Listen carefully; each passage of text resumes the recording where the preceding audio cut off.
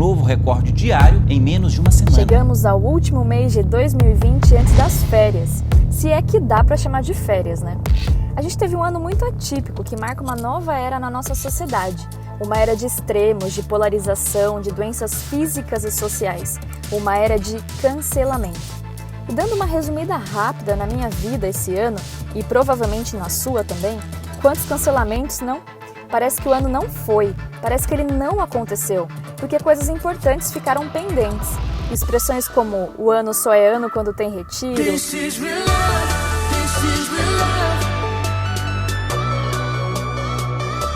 Nós queremos declarar aberta a 21ª Festa da Esperança. Ou só acaba depois da Festa da Esperança, são exemplos que não poderão ser utilizados em 2020.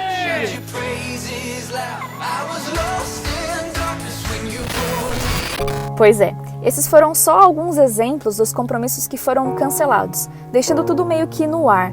E olha que eu só tô falando como igreja, mas você foi afetado profissionalmente, nos estudos, nos relacionamentos. Todos nós sofremos ou passamos por algo que nem imaginaríamos passar. Essa série é sobre isso. Falaremos sobre planos que foram frustrados não só por nossa culpa, e falaremos também sobre como se posicionar e permanecer firme no meio desse desfiladeiro de sonhos e planos. Essa série é sobre permanecer. Sei que pode fazer todas as coisas, nenhum dos teus planos pode ser frustrado. A gente está falando sobre permanecer, a gente vai falar nesse mês de novembro aqui, nas nossas redes sociais, sobre essa palavra que exige de nós alguma postura, exige de nós alguma confiança, exige de nós alguma capacidade, exige de nós algumas coisas que nós naturalmente, como seres humanos, não temos. A gente não consegue durar muito quando a pressão é grande, a gente não consegue resistir quando as dificuldades são imensas. O nosso corpo falha, o nosso psicológico falha, o nosso físico falha. Naturalmente, a gente não foi feito para grandes pressões. Ou a gente foi feito e com o tempo a gente foi amolecendo. E diante dessa pandemia, e diante de tudo que foi cancelado na nossa vida, na minha vida, na sua vida, a gente precisa ver o que a gente precisa fazer e como a gente encontra na Bíblia força, energia para a gente permanecer. E esse texto é o texto de um dos personagens que sabe bem o que é isso, sabe bem o que é permanecer, sabe bem o que é enfrentar lutas, o que é enfrentar dificuldades. A gente vai falar hoje sobre a vida de Jó. A gente não vai esgotar o texto bíblico, porque são 42 capítulos, mas a gente vai falar resumidamente sobre a vida dele. E a primeira coisa que a gente precisa entender e ver na vida de Jó, se você quiser abrir sua Bíblia lá no livro de Jó, se você fechar ela, for uma Bíblia de papel, e der uma abrida assim, ó, tchum, você vai achar, porque o livro é meio grande, bem no meio assim. Se não achar, procura ali, está do ladinho de Salmos. Se está no celular é muito mais fácil, né? Só pesquisar ali já vai aparecer. Primeira coisa, Jó era um homem justo. A Bíblia fala no primeiro versículo o seguinte: na terra de Uz, uma região localizada lá nas bandas do Oriente, vivia um homem chamado Jó. Era um homem íntegro e justo, temia a Deus e evitava fazer o mal. Então a primeira coisa que a gente consegue ver na história de Jó é que ele era um homem temente a Deus, um homem íntegro, um homem justo, um homem que seguia aquilo que ele conhecia a respeito de Deus, que ele era um homem temente e confiava a Deus. Uma história verdadeira, a história que relata um homem mesmo. Muita gente usa e fala que Jó é um poema, que Jó é um personagem fictício para contar uma situação ilusória, mas nós não cremos assim. Nós cremos realmente que Jó foi uma pessoa que viveu numa terra e lá tinha as suas características e peculiaridades. Logo depois, no versículo 6 e 7, o diabo ele vai até os céus, na presença de Deus, e vai lá provocar a Deus, conversar, né, dialogar com Deus. E Deus fala no versículo 8 assim: disse então o Senhor a Satanás: reparou meu servo Jó? Não há ninguém na terra como ele, irrepreensível, íntegro, homem que teme a Deus e evita o mal. Então Deus fala para o diabo sobre a postura de Jó, sobre quem Jó era. Jó era um homem íntegro, Jó era um homem que aos olhos de Deus era um cara irrepreensível. Ser alguém irrepreensível não é alguém que não erra. é alguém que corrige seus erros, é alguém que se reconcilia quando precisa se reconciliar, é alguém que confessa o pecado quando precisa confessar. Ser irrepreensível é alguém que não tem tem a ficha limpa, é alguém que tem a ficha limpa diante de Deus. Só que uma coisa interessante nesse texto e na história de Jó é que ser justo não significa não ter problemas. E a gente começa a ver daqui para frente, quando o diabo e Deus estão tendo esse diálogo, o diabo pega e fala para Deus assim: também, Deus, é fácil ele ser íntegro, justo, irrepreensível, tendo tudo que ele tem. Ele tem bons filhos, ele tem muitas riquezas, ele tem uma esposa maravilhosa, ele tem muitos amigos. É fácil temer a Deus assim. Deixa eu tocar em Jó, deixa eu ferir ele, deixa eu trazer uns probleminhas na vida dele, deixa eu estragar a festa dele. E Satanás chega para estragar a festa de um cara justo e íntegro. E aí é uma primeira lição que eu tiro e que você precisa tirar também. Que você, sendo um jovem íntegro, fiel, temente a Deus, firme no Senhor, não significa que você não vai ter problemas. Não significa que você não vai ter que aprender a permanecer. Não significa que o coronavírus não vai te atacar. Não significa que a dificuldade financeira não vai chegar na tua casa. Não significa que os problemas de relacionamentos não vão te afetar. Porque isso não está diretamente relacionado com a sua postura. E a gente vai ver aqui que isso tem outras coisas mais. Olha o que o diabo fala no versículo 8. Ou no versículo 9. Será que já não tem razões para temer a Deus? Respondeu Satanás. Acaso não puseste uma cerca em volta dele, da família dele e de tudo que ele possui? Tu mesmo tem abençoado tudo que ele faz, de modo que os seus rebanhos estão espalhados por toda a terra. Mas estende a tua mão e fere tudo o que ele tem, e com certeza ele te amaldiçoará a sua face. Então o que o diabo estava propondo para Deus era o seguinte: fere ele, toca nele lá para ver se ele não vai te amaldiçoar, ver se ele não vai começar a praguejar, ver se ele não vai começar a reclamar. E aqui entra uma coisa muito interessante que a gente, como cristão batista e dessa denominação e da nossa igreja particularmente, a gente fala muito a respeito disso. Que Deus pega e fala para o diabo assim: pois bem, tudo que ele possui está nas tuas mãos, apenas não toque nele. Deus permite que o diabo aflija a vida de Jó. Tá vendo como isso é possível? Pastor, como assim? Eu sou um cara íntegro, eu sou um cara que serve a Deus, eu sou um cara que teme a Deus. Como assim eu vou ser afetado pelo diabo, eu vou ser perseguido por ele, eu vou ser provocado por ele, eu vou passar por lutas, por tribulações, por dificuldades? Se eu estou fazendo tudo certinho. Lembre-se, uma coisa não tem nada a ver com a outra. Uma coisa não tem nada a ver com a outra. E aqui também nesse versículo a gente vê o que o mundo não observa. Né? O que a gente fala de, eu acho que é maniqueísmo, né? Quando existe o bem e o mal que eles disputam juntos.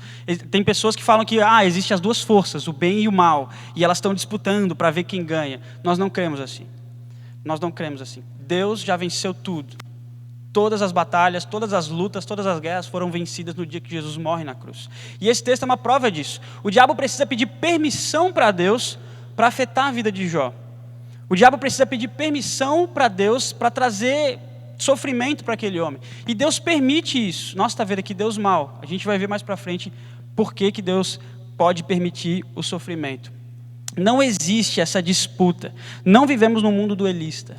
Deus não está duelando com o diabo.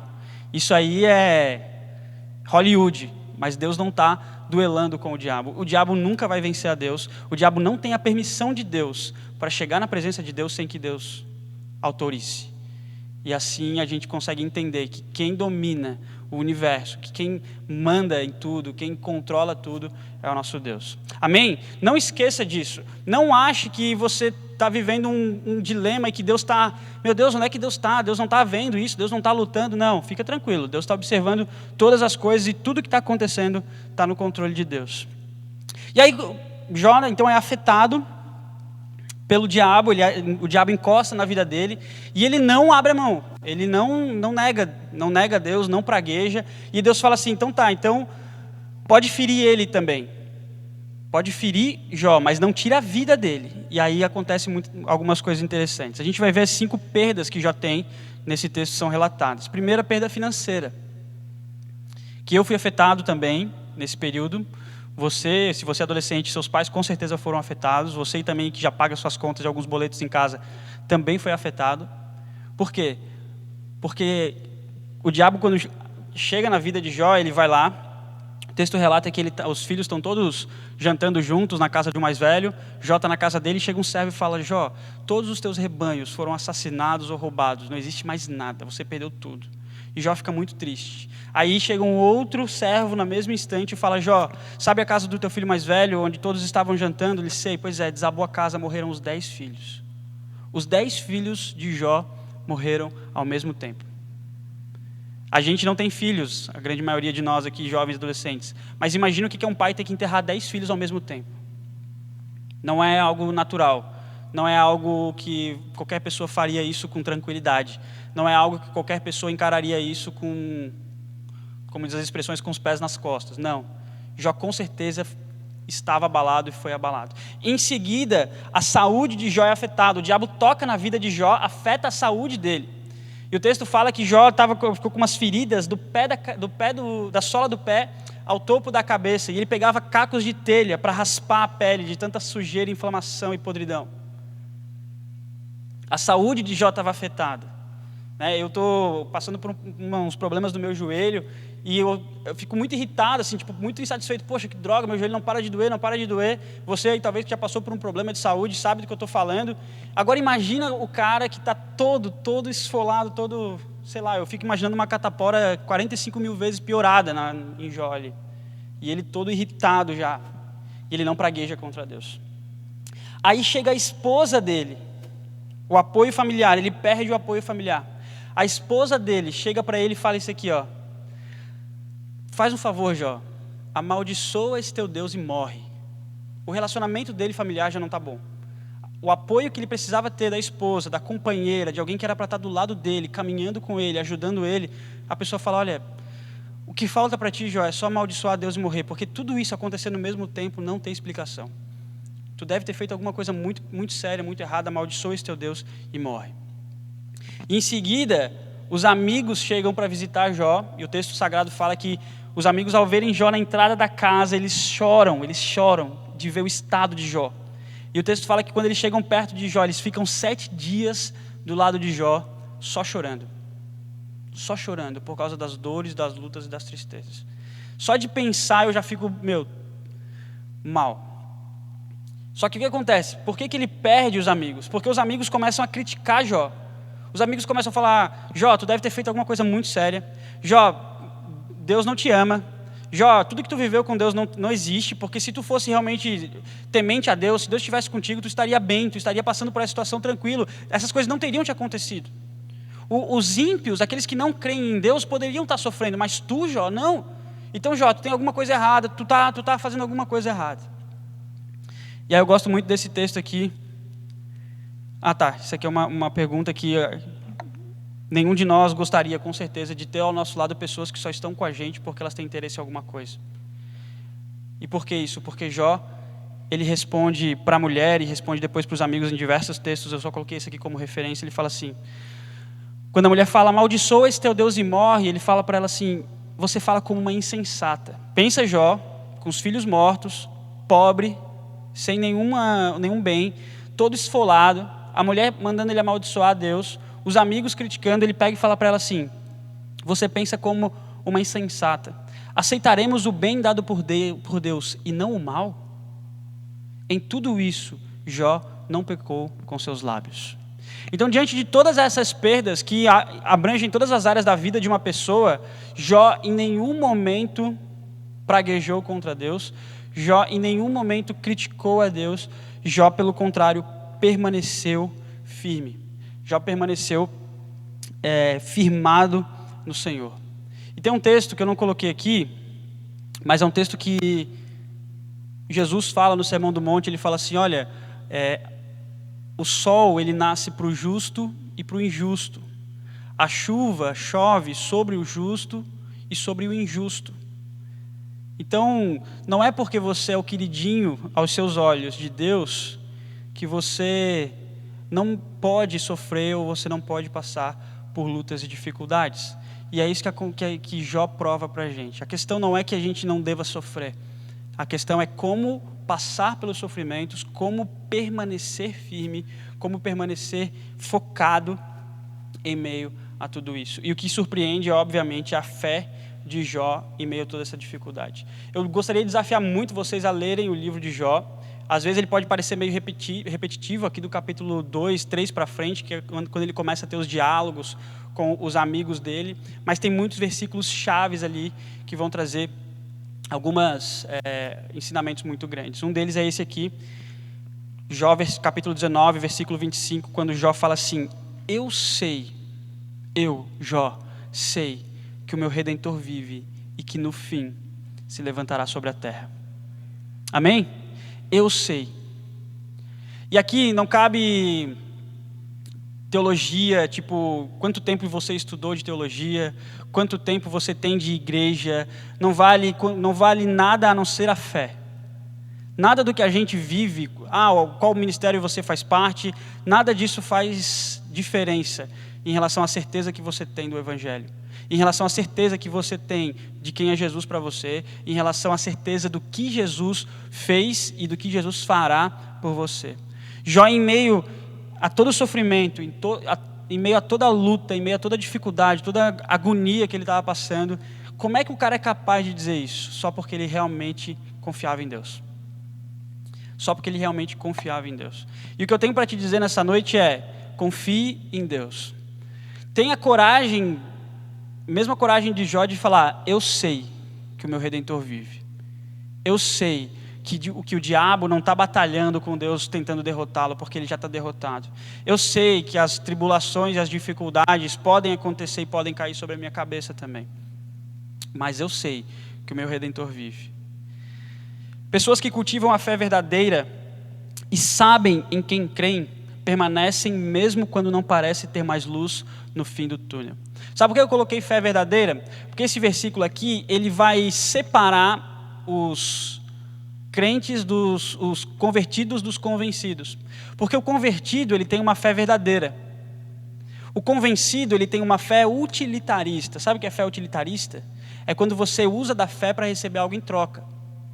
Fé utilitarista é crer em Deus para receber algo a mais. Fé utilitarista é crer em Deus para ter um carro novo. Fé utilitarista é crer em Deus para conseguir a namorada. Fé utilitarista é crer em Deus para passar no vestibular. Fé utilitarista é crer em Deus para arrumar um bom emprego. Fé verdadeira é crer em Deus, porque Ele enviou Jesus, seu único Filho, para nos salvar, nos perdoar do pecado, nos tirar da morte eterna e nos levar até a glória. A diferença é essa. Então, nesse momento, no momento de aflição, no momento de luta, no momento de dor, no momento de sofrimento, a gente consegue perceber claramente, eu falo a gente porque como pastor, como líder, e você também consegue perceber em muitas pessoas que caminham com você, ou em histórias que a gente vê pela TV também, qual a diferença dos relacionamentos utilitários e dos relacionamentos verdadeiros. Das intimidades com Deus verdadeiras e das intimidades utilitárias. Para que eu busco a Deus? Para ter o que eu quero? Ou para estar com Ele, ou para passar por tudo que eu tenho para passar. Essa é a diferença. Nunca esqueça disso. Fé verdadeira é maior do que fé utilitarista. Quem cultiva a fé verdadeira sabe em quem crê, independente da situação. Então, minha pergunta e meu desafio para você é: eu creio em Deus porque Ele é Deus, ou eu creio em Deus porque eu preciso de algo? Porque eu estou querendo alguma coisa? Repense a sua fé se você respondeu a segunda alternativa. Você não está aprendendo isso com o Jó. Depois, outra verdade, gente: Deus não é pego de surpresa. Né? A pergunta que a gente mais ouve de quem não é cristão é: onde está Deus? Cadê Deus? Onde é que Deus estava quando essa pandemia aconteceu? Onde é que Deus estava quando pessoas começaram a morrer? Onde é que Deus estava quando o pastor da nossa igreja pegou coronavírus? Não protegeu ele, coitado. Onde é que Deus estava quando eu e minha esposa fomos assaltados? Onde é que Deus estava quando você perdeu o seu parente? Onde é que Deus estava? Sabe que são perguntas e perguntas que a gente cada vez vai tendo mais e não consegue encontrar respostas? Uma coisa que você precisa saber: Deus estava no mesmo lugar onde Ele está, no trono dEle, vendo tudo, observando todas as coisas. Quem sabe, eu não estou aqui fazendo nenhuma, teoria da conspiração ou teologia da conspiração, Mas por que Deus não pode estar usando esse coronavírus para mostrar algumas coisas para nós? Que como humanidade a gente precisa voltar para Deus. Que como humanidade a gente está escarnecendo muito o nome de Cristo.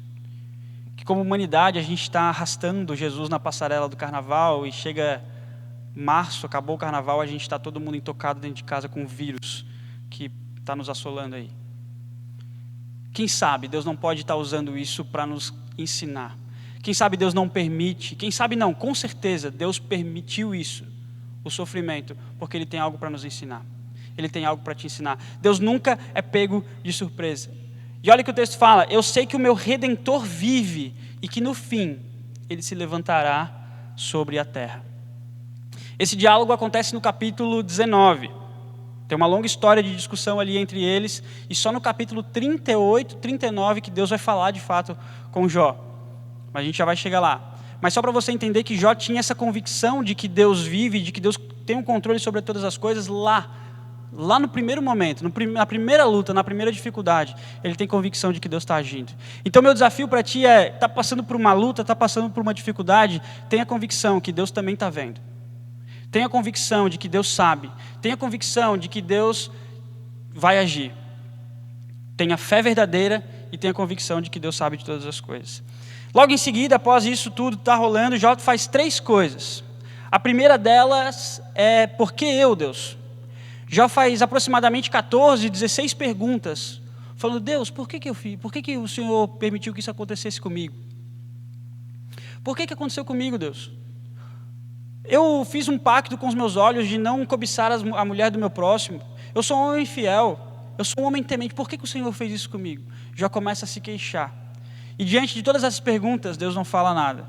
E você provavelmente já se identificou com Jó nessa questão.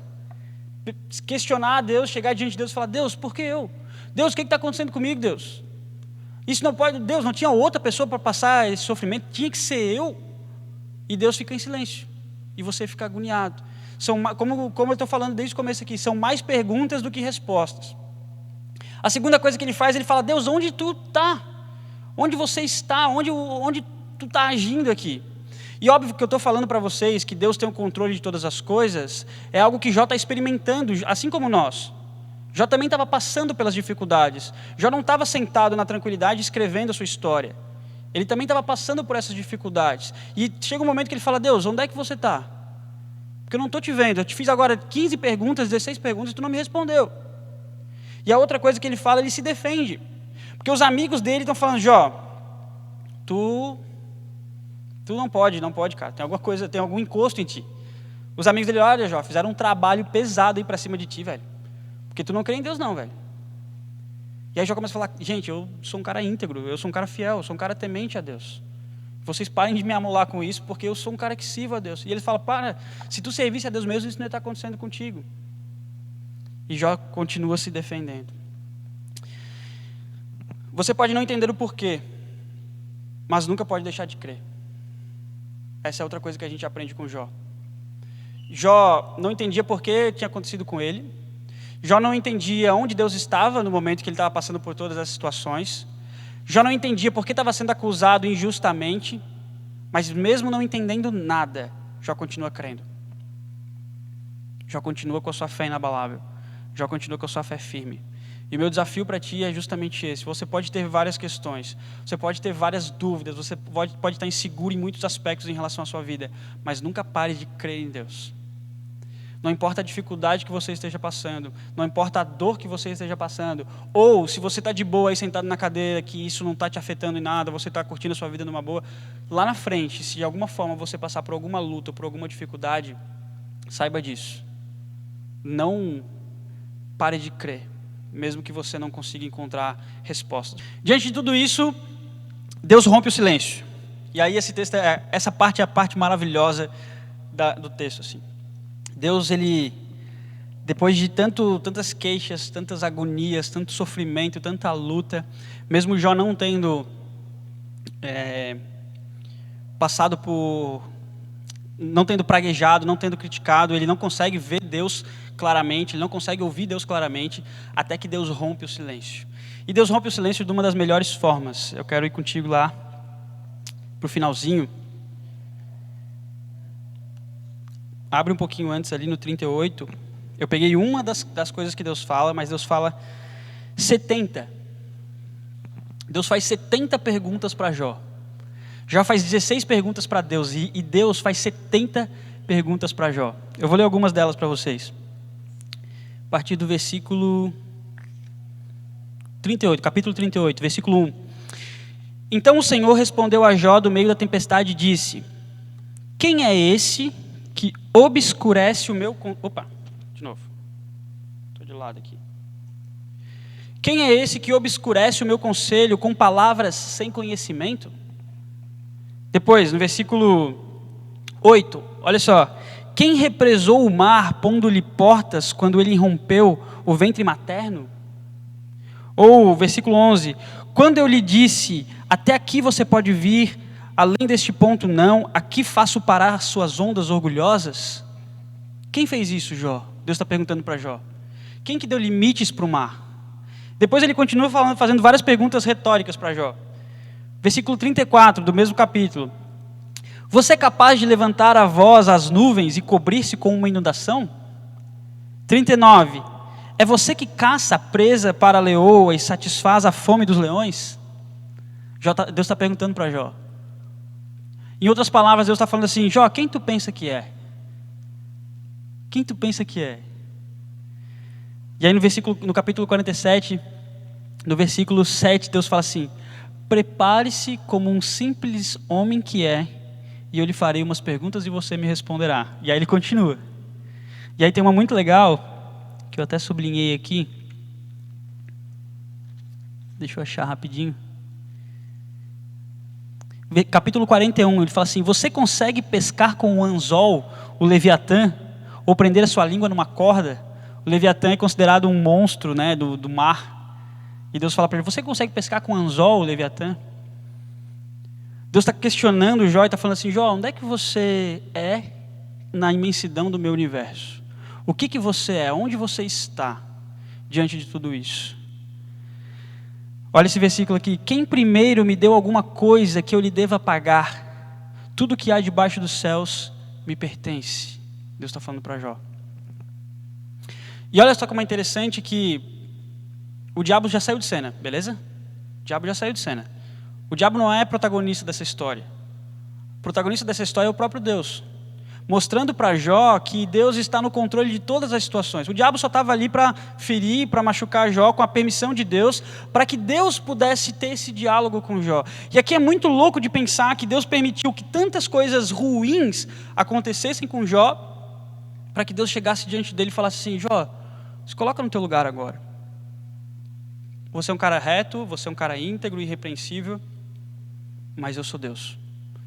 Eu estou acima de todas as coisas. Eu dei os limites para os mares. Eu que formei você. Eu que estruturei esse mundo. Eu que montei esse mundo. Eu que planejei. Eu que orquestrei a vida. Você é apenas uma criação minha. Então, senta aí que eu vou começar a conversar contigo. E Deus começa a descascar Jó em muitas coisas. O que acontece? Jó se encolhe, óbvio. Sabe aquele sermão que todos nós já tomamos dos nossos pais? Que tu se acha o periquito do peito grande, se infla para discutir com seus pais, de repente seus pais: senta aí, deixa eu contar uma história para ti. Ele começa a te descascar, aí tu se murcha todo, tu se envergonha todo, tu se entristece todo, porque tu sabe que realmente tu não tem capacidade para discutir mais, tu não tem argumento para discutir mais, tu não tem forças para questionar mais, ou nem como é que se fala, oratória para poder convencer ou querer discutir sobre o assunto. E é isso que Deus faz com Jó, e é isso que Deus faz conosco. E Jó se encolhe então, e aí ele vai lá para aquele primeiro versículo que a gente leu, no começo da pregação, capítulo 42, versículo 2, e aí ele fala: eu sei que podes fazer todas as coisas, e nenhum dos teus planos pode ser frustrado. Ele se encolhe e reconhece que e é isso que eu quero que você reconheça também, que Deus tudo pode, nós não. Deus tudo pode, inclusive nos ferir. Inclusive nos ferir. Para o nosso crescimento. Provérbios fala isso, né? Que o bom pai, ele educa o filho. assim como Deus nos educa, assim como Deus nos ensina. A história do povo judeu, do povo de Deus, é uma história de sofrimento e luta, porque eles viviam sempre errantes, viviam sempre fora do caminho. E eles foram sempre corrigidos por Deus, com dificuldades, com lutas para aprender. E Jó aqui também tem uma lição que ele tem que aprender, e a gente não chegou nessa lição ainda, mas todo sofrimento vai fazer sentido logo mais na vida de Jó. E ele não entende, mas ele está aqui nessa discussão, e a gente não entende por que o coronavírus está afetando todo mundo. A gente não entende por que países estão perdendo vidas e vidas atrás de vidas. A gente não entende por que a economia está tão abalada. Mas daqui a pouco, Deus vai falar. Segunda coisa, Jó reconhece que o sofrimento traz propósito. Deus começa a mostrar para Jó, Deus começa a se posicionar diante de Jó. E a gente precisa entender isso. Sofrimento, gente, não é sofrimento de bobeira. Nós, cristãos, crentes, batistas, servos evangélicos e tal, para nós, o sofrimento não foi um castigo apenas, não foi uma maldade apenas. Porque nenhum pai faz o filho sofrer de propósito. Deus não nos faz sofrer de propósito. Deus usa o sofrimento para nos ensinar, para nos amadurecer. Eu vi uma frase muito interessante que fala que o sofrimento tonifica a musculatura espiritual. O sofrimento faz você ficar mais forte espiritualmente. O sofrimento faz você depender mais de Deus. Tinha um outro pastor amigo nosso que ficou com Covid, eu conversei com ele semana passada, ele já saiu, estava aqui, veio aqui na igreja, veio fazer uma visita. E eu falei, e aí, cara, como é que foi o Covid? Ele falou, cara, foi o tempo onde eu mais tive oportunidade de experimentar do cuidado de Deus, o momento de sofrimento. Minha esposa é médica, mas não pôde fazer nada. Os médicos simplesmente me acolheram e trataram. O tempo e Deus e a graça de Deus me curaram. Mas foi um momento que eu pude aprender que a gente está nas mãos de Deus. Eu falei, mas pensei comigo, mas tu não é pastor, tu não devia estar ensinando isso para a gente todo dia na igreja? Pois é. Jó não era um cara íntegro, reto e fiel, não era um cara para estar vivendo as melhores coisas de Deus? Pois é. Nós não somos jovens aí que amam ao Senhor, que servem a Deus, que participam dos ministérios da Jump da Life? Pois é. A gente sempre tem que entender que os nossos sofrimentos e as nossas lutas trazem propósito. Depois a terceira coisa, que os planos de Deus não se frustram. Não foi um acidente. Foi uma permissão de Deus para que a gente pudesse tirar e aprender alguma coisa e colher alguma lição daquilo. E a quarta coisa, que Deus é poderoso para restaurar. E aí a gente vai ver no finalzinho aqui. Não, na verdade a gente vai ler agora. Versículo 5. 42, versículo 5. Jó fala assim, meus ouvidos, presta atenção qual era a maior lição da vida de Jó. Presta atenção o que Deus queria fazer com Jó. Meus ouvidos já tinham ouvido a teu respeito, mas agora os meus olhos te viram. Meus ouvidos já tinham ouvido falar a teu respeito, mas agora os meus olhos te viram. As versões mais tradicionais, quando a gente aprende de cor, antes eu te conhecia de ouvir falar, mas agora te conheço de contigo andar. A diferença do Jó íntegro, fiel, era um Jó que tinha ouvido sobre Deus. Cria, tinha fé, permaneceu firme em meio às lutas, não praguejou, mas ele ganhou algo a mais agora. Ele ganhou intimidade, ele ganhou um relacionamento pessoal com Deus. Ele ganhou a representação da pessoa de Deus na vida dele. Quando fala, olha, agora eu conheço de contigo andar. E aí no versículo seguinte, no versículo 6, ele fala, por isso menosprezo a mim mesmo e me arrependo no pó da cinza. Agora eu sei quem realmente eu sou, Deus. Eu não tenho direito de ficar me queixando, eu não tenho direito de fazer perguntas a respeito de por que o Senhor permitiu que isso acontecesse comigo. Para acabar, para encerrar, versículo 10, capítulo 42. Lê comigo aí na tua Bíblia. Depois que Jó orou por seus amigos, o Senhor o tornou novamente próspero e lhe deu em dobro tudo o que ele tinha antes. Deus fez uma mudança na vida de Jó. Deus tirou tudo que ele tinha, deixou apenas a fé e a perseverança, fez ele permanecer firme e em seguida restitui muito mais, devolve muito mais. Algumas verdades aqui, eu já estou partindo para o final, para a gente entender que permanecer primeiro, saber que o diabo não tem autonomia. Saiba disso. O diabo não tem autonomia. O diabo não é livre para fazer o que ele quiser. O diabo precisa da permissão de Deus. As lutas e as dificuldades que às vezes o diabo coloca na nossa frente foram coisas que Deus permitiu que isso acontecesse. Por que eu não tenho autoridade para responder? Porque eu não dei limites para o mar. Você não deu limites para o mar. E se você chegar e falar para mim, pastor, por que Deus está me fazendo sofrer assim? Eu não vou poder dizer, olha, deixa eu ver aqui. Eu estava lá com Deus quando criou o mundo, eu sei de todas as coisas. Não dá. A gente não pode falar isso. Mas a gente pode dizer com certeza que se o diabo fez isso, se alguma luta, se alguma dificuldade, se alguma adversidade veio sobre a tua vida, é porque Deus permitiu, porque o diabo não tem autonomia. Outra coisa, ter fé verdadeira. Permanecer é ter fé verdadeira, verdadeira mesmo na adversidade. Se a gente quer permanecer firme, focado, crescendo, desenvolvendo a nossa fé, desenvolvendo a nossa caminhada com Deus, desenvolvendo a nossa igreja, desenvolvendo a nossa juventude, a gente precisa ter fé verdadeira. E a fé verdadeira, ela aparece na adversidade. Quantos de nós já podemos conversar juntos aí e falar, pô, cara, eu tô passando por uma situação muito difícil, o que a gente fala? Cara, tem fé, velho. Pô, acredita, velho. Acredita, confia em Deus. Nossa, mas é difícil, é muito complicado. Não, eu sei, velho, mas acredita. Teve um jovem que compartilhou comigo, eu falei, cara, a tua vida tá uma desgraça. Ele falou, velho, eu tô afundado na depressão. Eu falei, tá, e Deus? Ele falou, Deus, eu não esqueci. Minha fé continua. Às vezes eu não tenho vontade de nada, mas eu sei que Deus está ali. Aí eu falei, beleza, mano. Tempos depois tu vai se recuperar. Não deu outra. O cara está bem, recuperado, restaurado, tratado, sendo cuidado. Porque a coisa mais importante, ele não perdeu a fé. Pode ter perdido a esperança para viver, pode ter perdido o emprego, pode ter perdido tudo. Só não perdeu a fé. E é isso que eu te desafio a não perder. Não perca a fé verdadeira. Terceira coisa, Deus permite o sofrimento para tratar. Deus permite o sofrimento para tratar. Imagina que cada lágrima sua, Deus... Imagina não, a Bíblia fala sobre isso. Cada lágrima que cai nos nossos olhos, Deus recolhe essas lágrimas e conhece cada uma das nossas dores. O meu Deus sabe de cada sofrimento meu. O seu eu não sei, mas o meu sabe. Então se eu estou sofrendo, se eu estou passando por uma luta, eu preciso continuar crendo que esse Deus sabe de todas as coisas e que Ele vai me tratar. Lembra da pregação do bom samaritano? Que Jesus trata as feridas do homem caído, leva até a hospedaria, a estrebaria foi onde Jesus nasceu, leva até a hospedaria, deixa o cara lá para ser tratado, porque Ele cuida das nossas feridas, é o que Deus faz. Então aproveite o período do sofrimento na tua vida para confiar aonde você precisa confiar, e não nas outras alternativas, até porque a gente não tem, no momento do sofrimento a gente não tem mais alternativa. E a última coisa, conhecer Deus de andar com Ele. Permanecer é conhecer Deus de andar com Ele.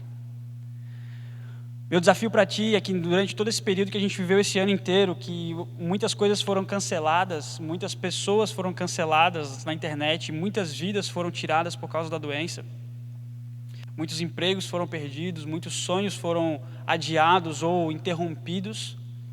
Uma coisa a gente não pode deixar acabar, é a nossa fé. Permaneça com a tua fé intacta. Se a tua fé é uma fé utilitarista, peça perdão a Deus agora. Entregue-se a Ele, creia nele somente e passe pelo sofrimento.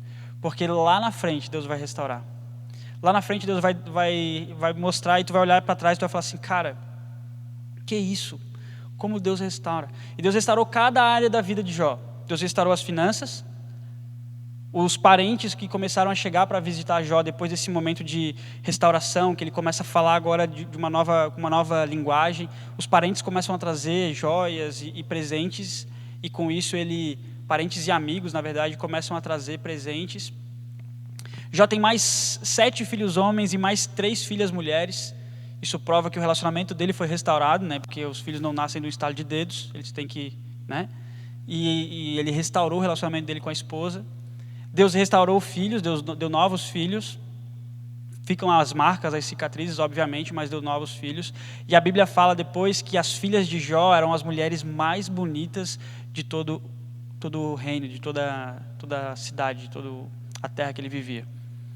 E Jó restaura, obviamente, também as amizades, porque o texto fala que quando ele começou a orar pelos amigos, quando ele começou a orar por aqueles caras que estavam falando para ele amaldiçoar Deus, que estavam dizendo que ele estava errado, dizendo que ele era um pecador, que ele estava perdido, quando ele começou a orar por esses caras, Deus restaurou a vida dele. Então, automaticamente, as amizades de Jó foram restauradas. Para encerrar, não é só a sua cabeça que está doendo. Não é só a sua casa que está sofrendo. Não é só a sua vida que está em dificuldade ou com lutas. Todo mundo está. Qual é a diferença? O que a gente precisa ter de diferente? Fé. Fica de pé no teu lugar. Quero agradecer pela oportunidade que a gente tem de estar conversando. Deus abençoe a tua vida. A gente vai orar agora. Eu vou deixar essas perguntinhas ali. E o que eu quero te perguntar, o que eu quero que tu reflita comigo é justamente sobre isso. Sobre o que você precisa colocar diante de Deus para que cada vez mais você permaneça firme. A sua fé, a certeza de que o diabo não age na sua vida. O diabo pode te machucar, pode te ferir, mas se isso está acontecendo é porque Deus quer tratar algo e Deus vai tratar algo na tua vida. Coloque essas certezas, essas confianças diante de Deus agora no teu coração, porque o meu desafio não é fazer você sair daqui apavorado com as dificuldades, mas é você sair daqui tranquilo, porque Deus está no controle de todas as coisas.